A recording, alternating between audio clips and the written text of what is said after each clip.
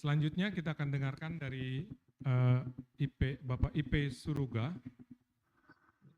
pandangan ILO mengenai praktek baik di Jepang mengenai peningkatan perlindungan pendapatan hari tua. Silakan Pak IP, waktunya 10 menit.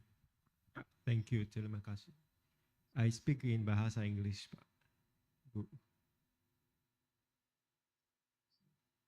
Yeah, I will start once the slide is open.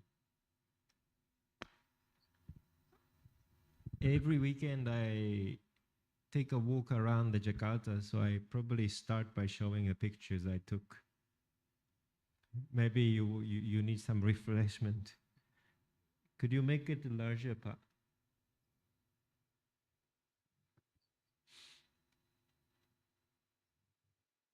Sometimes we tend to think about the vulnerable population as a one group, but it's quite diverse. But I think a right click and presentation mode, you can make it larger. Yeah, good, thank you.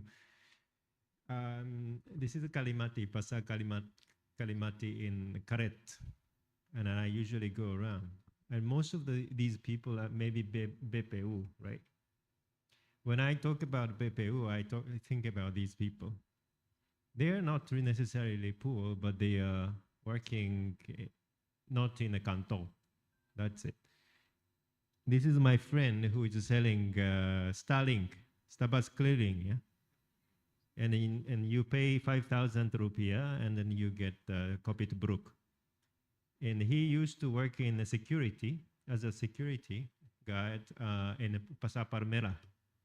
And he moved to start this business. And he's selling a chicken outside the Pasar Kebayoran Lama. And probably he has an employer, but probably he is categorized as a PU in micro enterprise. She's selling a jamu in Pasar Toman Asli. Have you tahu? No? Pasar Toman Asli di Tanah Abang, across the Tanah Abang. Okay, you can take a boat, but maybe she's a BPU, yeah? And he played the guitar and sang a song for me. He didn't ask me for money, but he is BPU. This is his job in Pasar Kalimati. And these ladies are cutting fruits and they're selling in Kaki Lima, in Tanah Abang, next to Tanah Abang station. So. When we talk about BPU, I'm talking about these people. They are not vulnerable, they are not poor, they have full-time job, they have regular income, but just in different setting. Only, according to the ILO statistics, only 15% of older persons above the 60 years old receiving pension from public system in Indonesia. Brunei, Timor-Leste have 100% coverage above statutory retirement age. So today I want to talk about how to make Indonesia there immediately, not gradually. Pension social. We we work together with the BKF and of course Palifi and Kemenko for the last 2 or 3 years, and I presented many times this. So probably you've already heard of this, pension social. These are Brunei, Timor-Leste model. When you become older than above 60 years old, the government start paying pension every month from general tax revenues, no contribution, full tax funded scheme. The amount is about 50% of minimum wage, or between 40 to 67% of minimum wage in Timor-Leste, Brunei. So it's not very low. All people can receive it. That's why all citizens in Timor and Brunei receive pension. And then we calculated the cost. If we do the same in Indonesia, how much does it cost? How does it look like?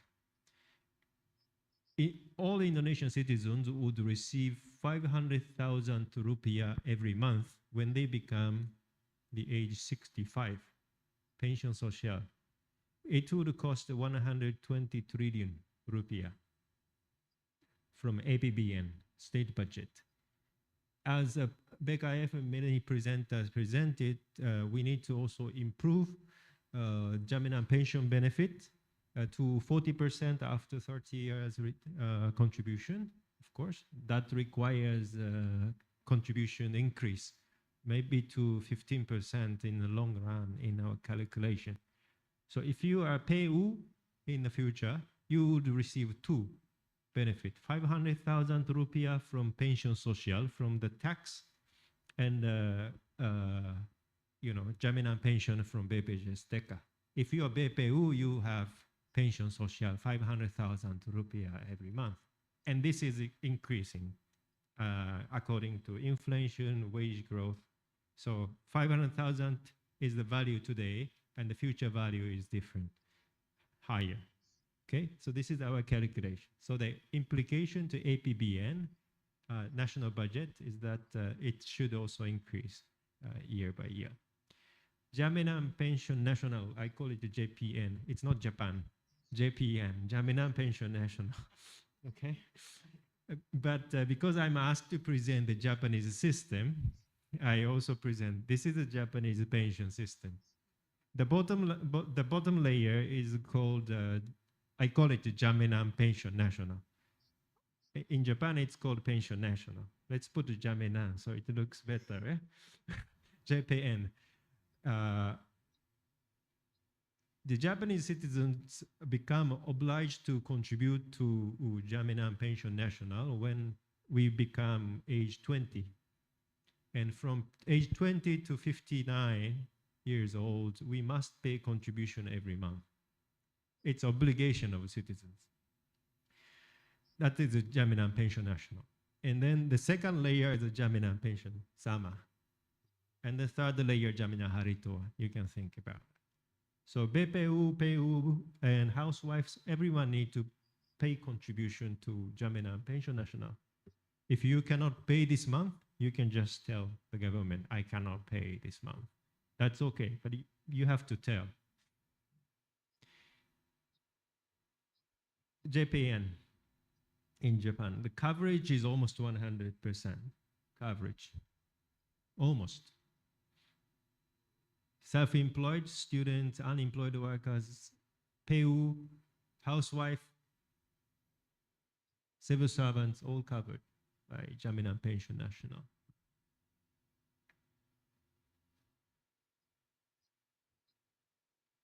Minimum qualifying condition is 10-year contribution is required to receive minimum pension. And contribution amount it's actually fixed for everyone, not percentage of wage. It's fixed for everyone.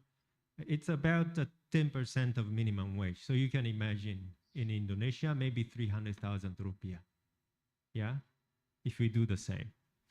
And then the pension amount is about 80 juta per year in Japan. That value is equivalent to 40% of minimum wage, approximately. So if we do the same, you can imagine you pay contribution similar to 10% of minimum wage every month, and then you would expect 40% of minimum wage until you die. This is a scheme design overall. What is the government role? The states use APBN to subsidize half the benefit, half. So half the budget comes from the government. So the contribution rate is slightly discounted here already. So problem of BPU is that they don't have employer. So the government de facto act as employers for all citizens. That's my understanding, yeah? I didn't ask the government of Japan. But it makes sense. They pay half the budget, half the costs, and then act as a de facto employer. And then at the end of the year, they can receive pension. I think I have 2-3 more minutes. Huh? Okay, 2 minutes. Okay, and then we calculated the cost. We apply actuarial analysis using real data from BPJS employment, administrative data, and we cost it. So we must collect 300,000 rupiah every month from all citizens in Indonesia during working age. And then if they contribute for 30 years, people can receive pension up to 1 million rupiah every month until they die. That is our calculation. And then in this model, we didn't propose to increase the jaminan pension. So you see still 30%, not 40%, right? We keep the same design for jaminan pension, but the PU will receive 2 pensions, one from Jaminan Pension Nasional, 1 million rupiah. And additionally, they can receive a jaminan pension. So people have incentive to look for job in the formal sector because they can get 2 pension in the future. I think I stopped with this, Chris. Yeah. So the government may find, oh, it's too expensive, 120 trillion APBN. Okay, we can start from small scale. If we start pension age from 75 years old instead of 65, and then the allocation for Bansos, if I remember correctly, in total 163 trillion for JKN, PBI, PKH, and KIP, etc.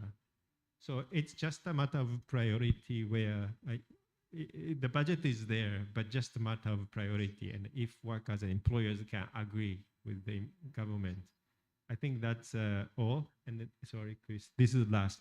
This is last, very last. Yeah. System pensions at hari ini today, we have this contribution rate: 5.7% from employer, 3% from PU. BPU voluntary, jaminan hari tua 2%. If we apply Jaminan Pension Nasional, the contribution rate from employers will be 4%, slightly lower than today. PU pay additional 300,000.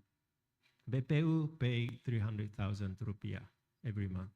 We propose in the future Indonesia will make JHT voluntary to lower the contribution rate.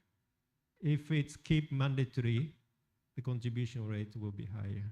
But with this, I think we can still keep the total contribution rate, but rebalance to achieve this.